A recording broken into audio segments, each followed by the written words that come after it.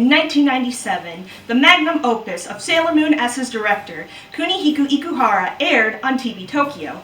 The premiere only came a day after the Pokemon anime's first episode. One man's dissatisfaction with a singular character from his previous anime led to the creation of one of the most influential animes of all time. That's right, I'm talking about Revolutionary Girl Utena, the anime that most everyone associates with me, and it just hit its 25th anniversary. 25 slutty years of swords, roses, and people turning into cars. You all know the story of Utena. At least, I hope you do. Why else would you watch a video by a crazed Ikuhara aficionado? If you don't... When Utena Tenjo was a child, a prince came along and gave her a ring after her parents' death. He told her it would lead her to him one day, so she decided to become a prince. As a teenager, Utena attends Otori Academy, where she's known as a tomboy and all the girls fawn over her. When her best friend, Wakaba Shinohara, has her love letter posted to the public, she challenges Wakaba's crush, Kiyoshi Sayonji, to a duel, only to discover that he has the same ring. Assuming she's a duelist, he accepts. Turns out he is engaged to the Rose Bride, Anthi Himemiya, who has the power to bring about the world revolution. Winners of the duel become engaged to her and are allowed to wield her world-changing power, so of course Utena wins. The rest of the duelists, Toga Kiru, Juri Asurigawa, Nanami Kiru, and Mikikaru, try to challenge her. Each of the duelists deal with their own problems that motivate them to win Anthi.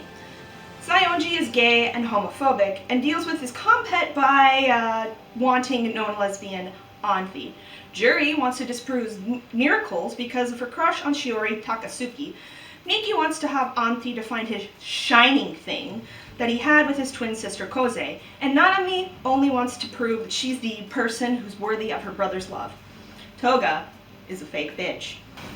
Utena is oblivious to the actual ongoing plot of these duels orchestrated by an entity known only as End of the World, who may or may not be Anthi's brother, the chairman of Otori Academy.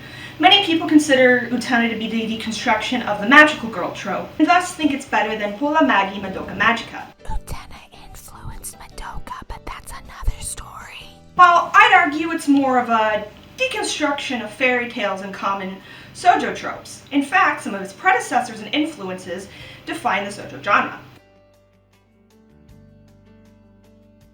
The first being Princess Knight, a 1953 Osamu Tezuka. Did I pronounce that right? I don't think I pronounced that right. We're just gonna keep going. It's one of the first shoujos to actually have a plot. A lot of it is based off of fairy tales and makes a lot of references to Disney princess movies and even Swan Lake. Many people read it as being kind of misogynist or kind of feminist. Our leading lady, Princess Sapphire, is often forced to either be a boy or a girl, but it seems she likes being a girl with masculine traits. Take it as you will, because many people see Sapphire as a trans metaphor, but I am not going to give Tezuka that much credit. Sapphire's creation led to what is called the bifoxen trope, according to TV tropes, and led to another famous girl prince pioneer, Lady Oscar of Roses of Versailles. Chio Saito, the mangaka of Revolutionary Girl Utena, admitted in an Utena art CD-ROM from 1998 that Ryoko Ikeda, the mangaka of Roses of Versailles, was a huge influence on her. Okay. Ikuhara says no, Roses of Versailles did not influence Utena, but okay, look. Ikuni, I respect you, but like, no.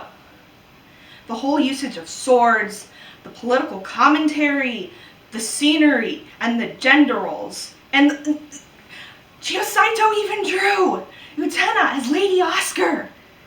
Check and mate, Ikuni. Check and mate. Hi everyone! My camera decided to randomly die while I was filming this. So now I have to use my phone. So there's going to be a change in quality and audio, which is probably better, but anyways. Roses of Versailles' ending was a huge shock for the genre. Most shoujos ended happily, but now it ended with the main character's death, plus brought in politics and sexuality to the genre, especially with Oscar having two love interests, a man and a woman. The next biggest influence on Utena is a tricky one to explain. See, Sukeban Deka, or Delinquent Detective, is a 1976 manga by Shinji Wada. The manga isn't a serial story, but episodic in nature. It's one specific storyline that was the influence, according to an article by Jude DeLuca. Also, like, the main character, Saki Yasumiya, has a similar design to Utena too, like the pink hair, the blue eyes. This particular case involves Saki trying to prove the innocence of her middle school best friend in a murder case. Saki's feelings get in the way, and she's blind to see that her best friend, Kyoko, who, by the way, looks like someone we know, was the killer. Kyoko even kisses Saki and says she loves her, and calls her a prince. There's a little tag about how Saki could have saved Kyoko had she approached her as a friend and not a criminal, and ultimately, she died a witch. They were the blueprint. I'm betting this is actually true because in Sarazanmai, another Ikuhara television show came out in 2019. You should watch it, it's good. Anyways, Sara is on a poster that mimics the live-action television show that was based off of the manga, Saraban Deka. Our next stop is a shoujo still, and some might be familiar with it as it's considered the first BL. It is called Kaze Toki no Uta, or the Song of the Wind and Trees. Fans often shorten the name to Kazeki. It is a 1976 manga and was written by a member of the Year 24 group, Keiko Takamiya, much like the Roses of Versailles mangaka. So, okay, I am going to preface this by saying, do not read Kazeki if you can't handle rape, incest, racism, child grooming, and, well, just about anything Utena has, but worse. Sergei Batur and Gilbert Coquille, I don't know, I'm not respecting the French, are the leading boys and meet at an all-boys school in France. Despite many factors being thrown against them, such as homophobia and,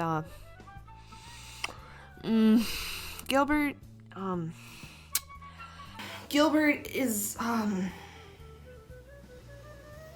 he's getting groomed and raped by his uncle. Gilbert and Sergei manage to leave their school and move to Paris, but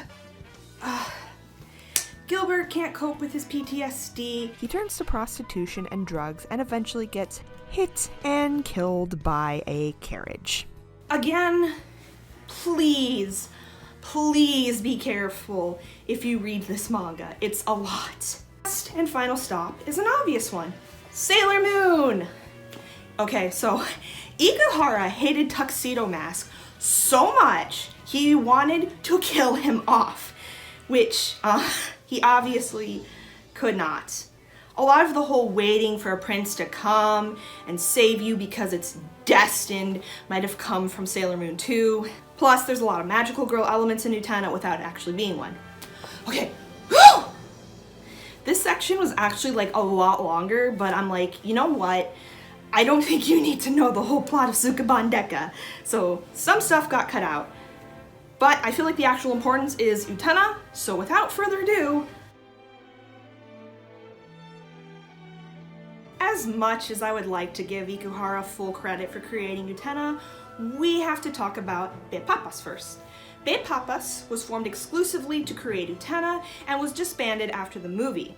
Ikuhara brought on fellow staff member from Sailor Moon, Yoji Inokido, as well as an Eva animator. What did I write?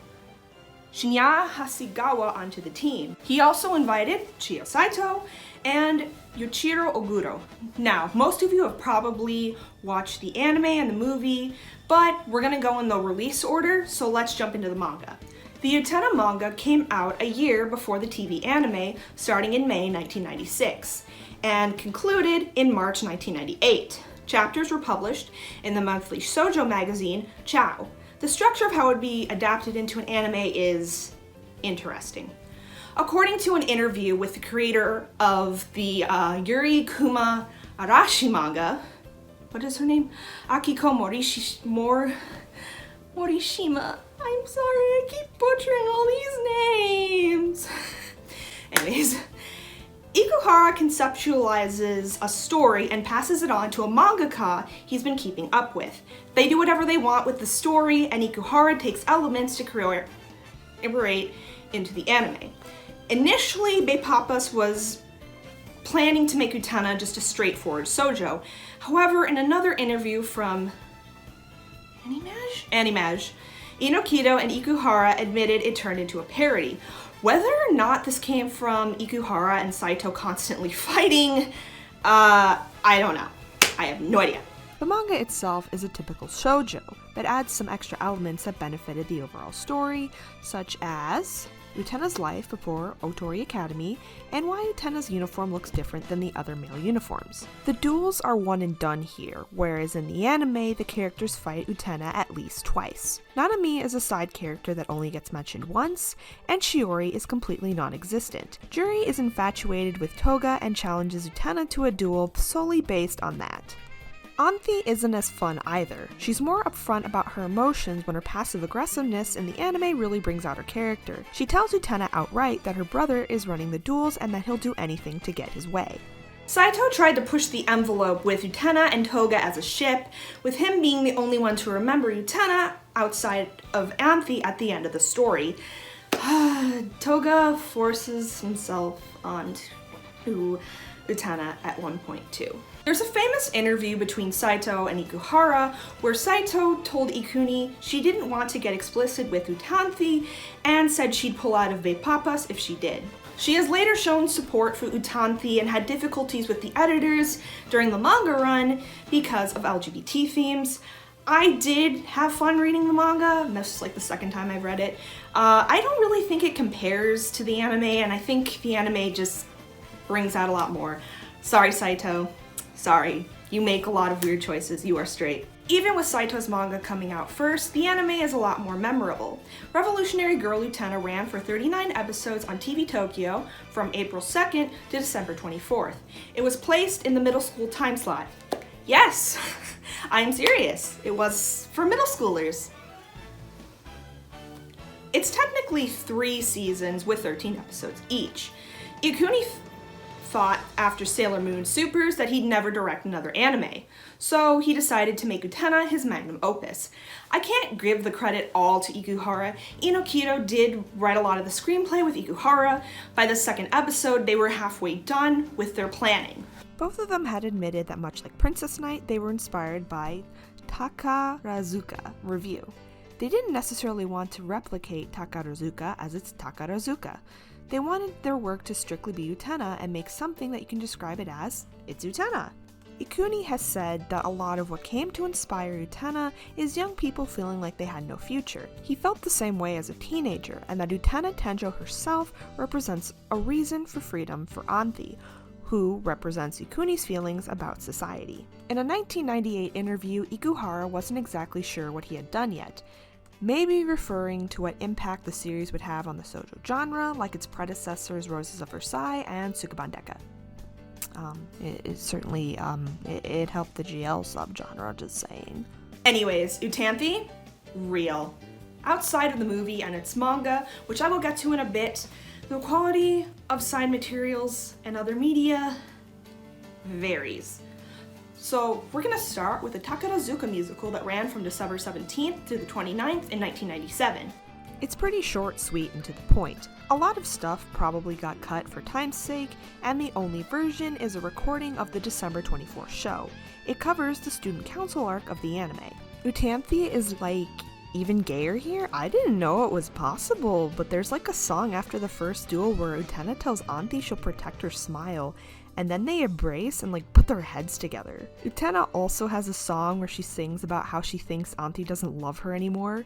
Anthy has a follow-up to it about how she wants Utena to hold her again. Gay people. Once again, Juri is into Toga and Shiori is nowhere to be seen. Nanami is in it as well, but she is only in one scene. Miki is barely in it.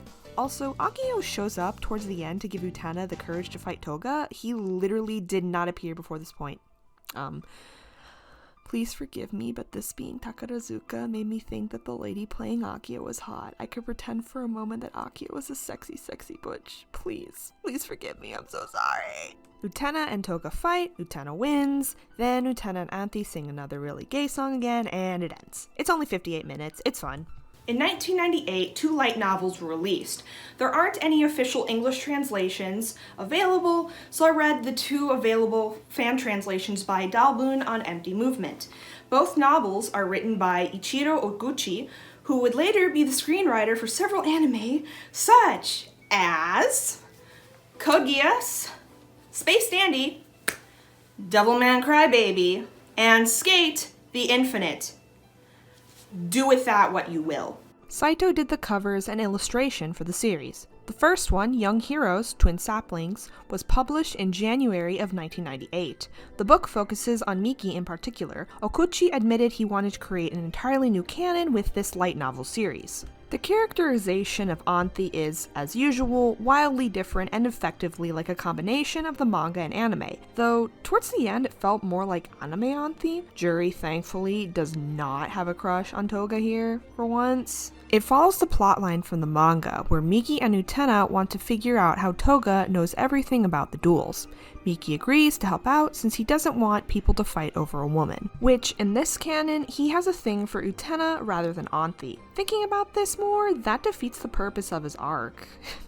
I digress. Kose isn't sleeping around with people like she does in the anime, and instead follows the manga's canon of her being possessive of her brother like Nanami. Nanami, of course, does not appear in this novel, and the author apologized to fans. Miki and Utena investigate Toga's house for clues, and Toga, Anthy, and End of the World set a trap.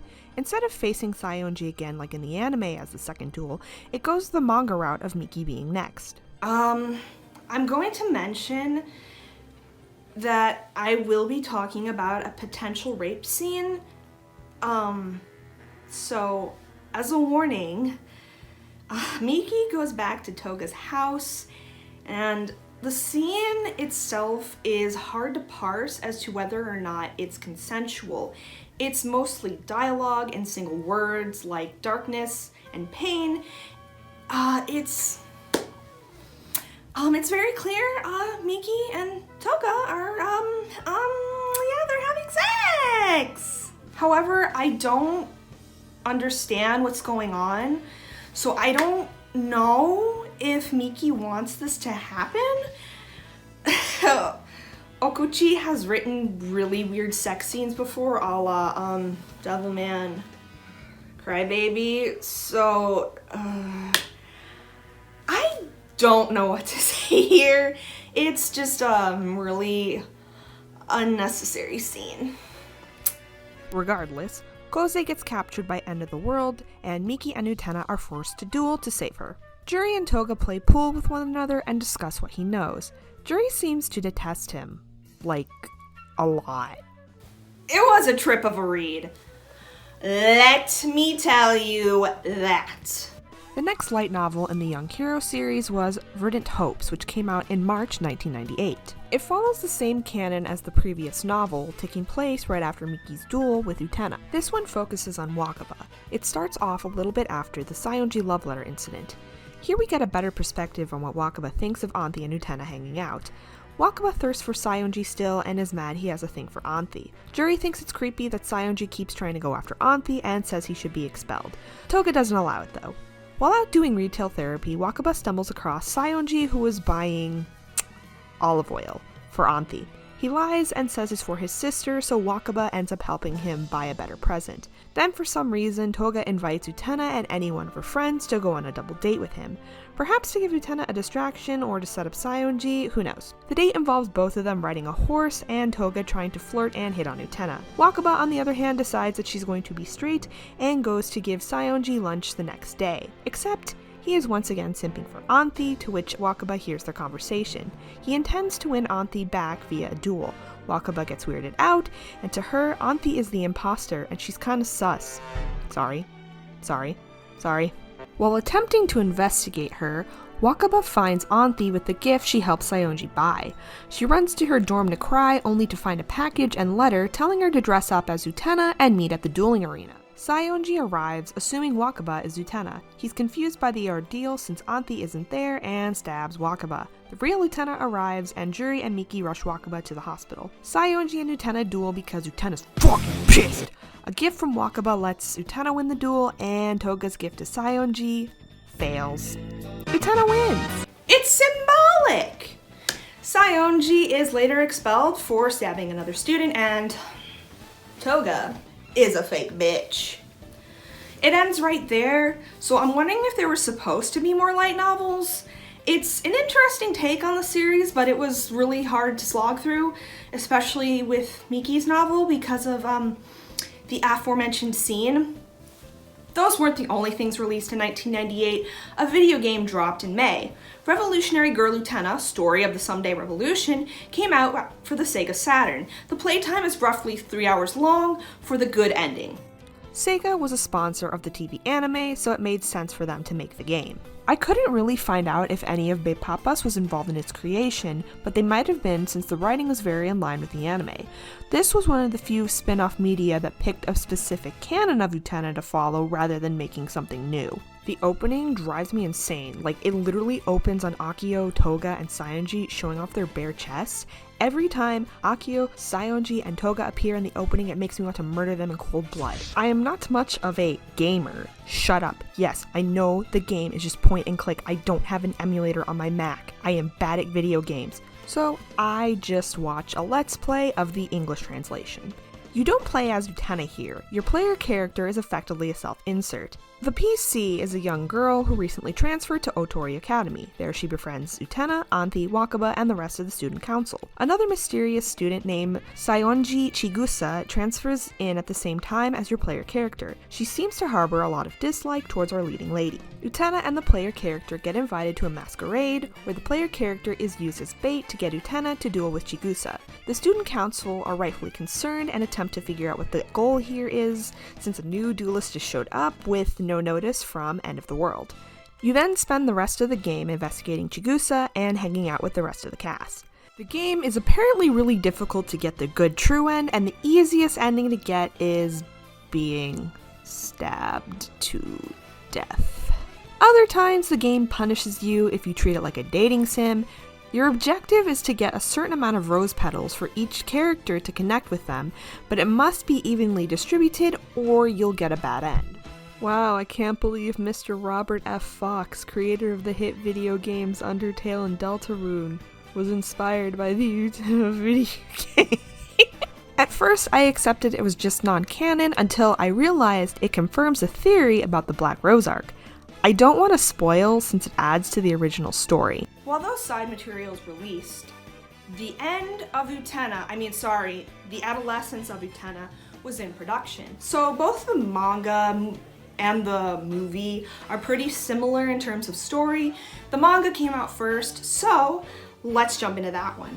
The Adolescence of Utena came out in May of 1999 and concluded September 1999. It ran in the shoujo manga Betsukomi, but it's been classified as josei. Assuming the manga's intention was to promote the movie, this time Utena is a second-year high school student. She recently transferred to Otori after having a rough breakup with Toga, except guess what? Toga is at the school. He leads her a duelist ring, which in turn leads her to Anthy in a rose garden high above the school. Anthy explains she's the sister of the chairman and she's allowed to do as she pleases. Saionji shows up, sees Utena's ring, and duels her. The setup is the same as the show, except Anthy gives Utena a sword with a kiss. Utena wins. Yeehaw! And Saionji is mad. Utena's kind of weirded out by it, and then Anthy shows up to her dorm to have sex with her. Utena doesn't want to have sex and makes Anthy leave. The next day, while cleaning the school's pool, Utena asks Toga what the fuck is wrong with Anthy. He doesn't reveal much, and Anthy and Toga tease Utena with water until she storms off. Later in the night, Utena has a nightmare and wakes up from it to see Anthy walking to the same garden that they met in. Anthy is implied to attempt suicide, but she's stopped by Utena where they have an issues disease and gay moment in the garden. The next day, while in art class, Utena gets paired with Anthy. She leads her to the chairman's tower to start drawing. It gets intimate until Juri arrives, challenging Utena to a duel. Except then, Toga comes out of nowhere and Utena's like, no, fuck you, I'm dueling Toga instead. Juri's like, okay? In the midst of the duel, Auntie kisses Utena again to give her a sword and eventually defeats Toga, except he turns into nothing but a pile of clothing. Auntie tries to tell her Toga is dead, but Utena doesn't believe her. Auntie leads her back to the pool to Toga, realizing that he went and saved her from drowning 2 years ago. In her desperation, she redacted him, and says he can stay alive so long as Utena stays at the school. At the same time, it's revealed that Akio's body has been found and that Auntie killed him after she woke up from getting drugged by him. Her magic faded after killing him and turned the entire school into her own purgatory where Akio torments her. But now that Utena won the duels, Auntie has made her the prince of her world. Utena tells Auntie no and that they both need to move on from the deaths of their loved ones. They make a break for it, being stopped by Toga and Akio before they cross the threshold. They break free and Otori Academy collapses into nothing but roses. They awaken at a planetarium like they were on a date. It's unsure whether they remember the whole ordeal as a dream or that they escaped, but they leave together. Gay people. So with that, we have the movie. Ikuhara wanted to heighten the themes of the original show and make it more mature, and do the things he couldn't do, which was make Utanthi fucking real. Make Utanthi more explicit. The premise and opening is the same as the manga, including Auntie and Toga teasing Utena at the pool. The scene in the rose garden is even gayer than in the manga, and possibly my fave scene in any Utena media. They dance under the stars in a pool of roses. Also, the reflections. Oh my god, the reflections are immaculate. The symbolism, the motifs, the glory of it all. Utena and Auntie also have that drawing session, but this time they, redacted. Utena and Juri duel the next day, only for the duel to be interrupted by Akio's dead body being discovered. Auntie makes a break for it. Auntie didn't technically kill Akio like in the manga, but he fell out of the window himself.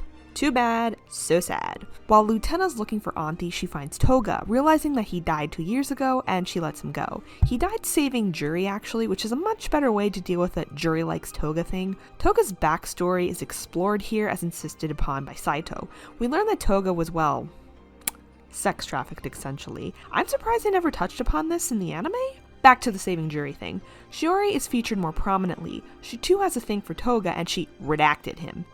Weird kind of way to manipulate Juri for taking Toga away from her or whatever. Anyways, after saying goodbye to Toga, Utena reunites with Auntie, who proclaims her as the winner of the duels and is now the Prince of Otori. Utena's like, nah, let's leave, and yeah, you guessed it. You know what I'm gonna say. Utena turns into a motherfucking car. 映画はね、車になります。 So, Auntie drives Utena out of the school to escape to the real world, avoiding various objects. The biggest obstacle is a driving castle with huge wheels that attempt to crush the Utena car. After avoiding all the wheels, the soul of Akio comes to prevent Utena and Auntie from escaping.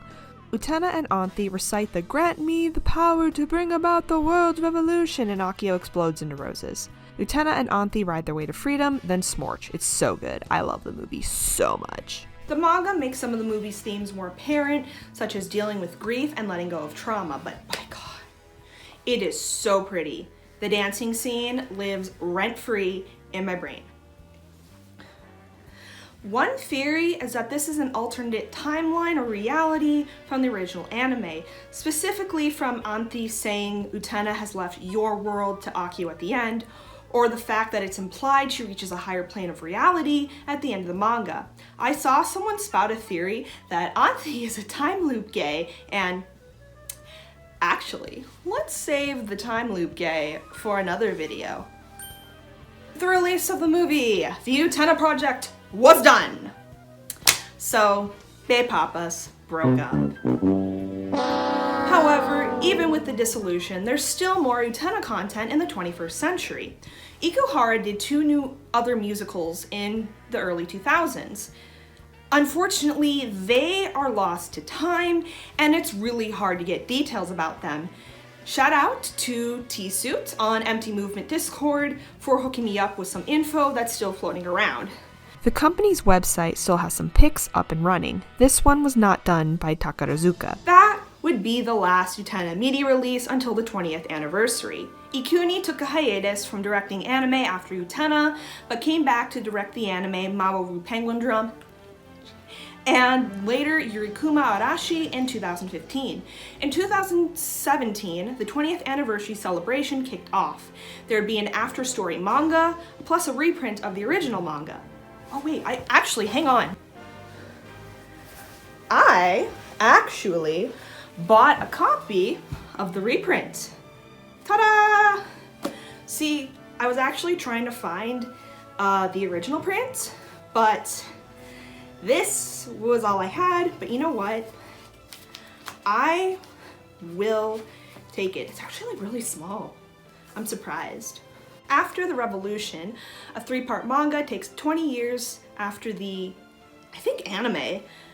There's some things in there that feel more manga than anime, especially with the treatment of Utena as a narrative device. The first one, titled After the Revolution, focuses on Toga and Saionji, who now do art auctions. They return to Otori to collect an art piece Akio made before he committed suicide. Akio tries to attack and fight them, but with the help of God Prince Utena, they defeat Akio's ghost.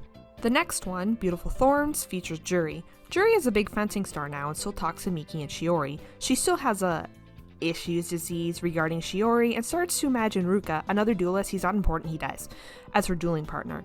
In a moment of desperation, she duels him like in ye olden times, and God Prince Utena helps her out. She talks to Shiori and realizes that she needs to stop fighting for the sake of fighting? Anyways, the lesbians know Juri better than Saito. Heart! The last one, The Eve of Revolution, is about Miki. His sister Koze married someone abusive to get her mind off of Miki and got beaten into a coma. Miki finds out that she's been sleepwalking and playing piano to finish off a song that is a motif in the series. Now I am... this is so uncomfortable.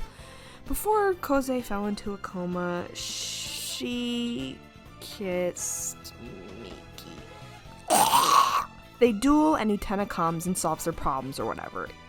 It's too weird. The only important thing is Utena approaching Anthi as a child and they hug. It's cute. Another big part of the celebration was another musical announcement. The Bud of the White Rose ran from March 8th to March 18th, 2018 at the CBGK Theater. It covers the first arc of the anime. And good God, what do I even say about this musical? It's so fantastic. The fourth wall breaks. Costumes. Mwah. Once again, Saionji gets pwned hard and continues as usual.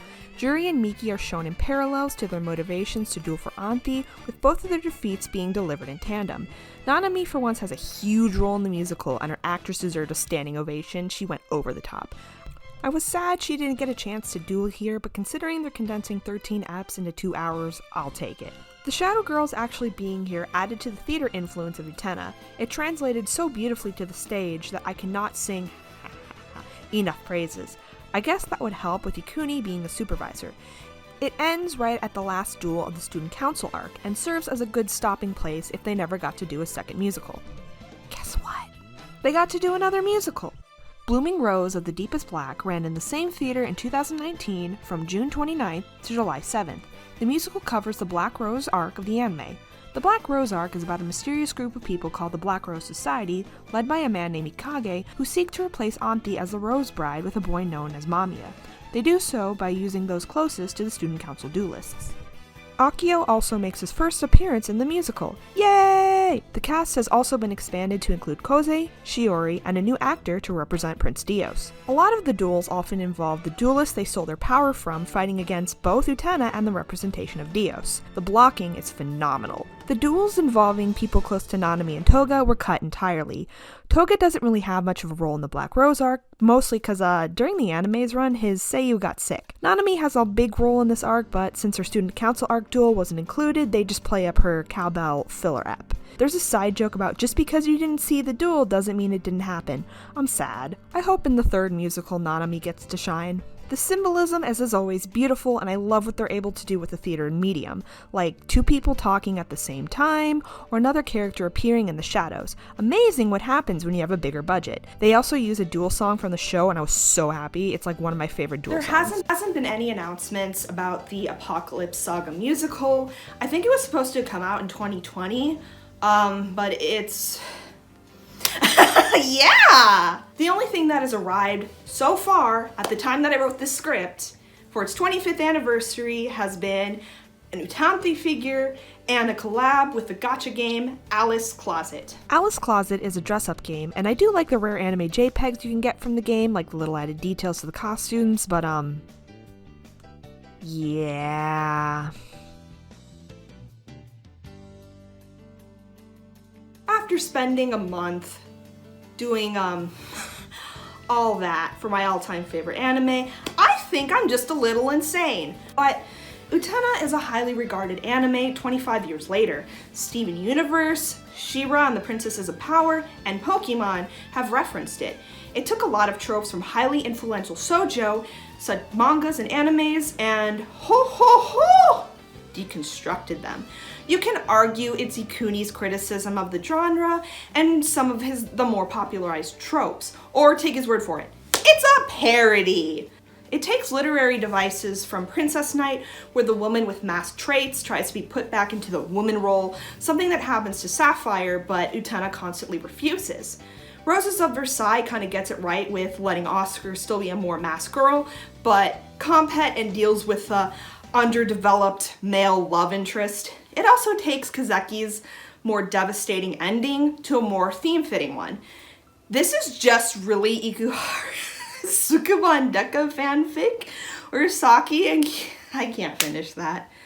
And Ikuhara finally got to disc Tuxedo Mask for being a useless son of a bitch. Whether or not you've consumed Utena, I hope you have been edumacated on this old-ass 90s anime that has given me brain rot for 8 years. But remember, Zetayume Mokshioku.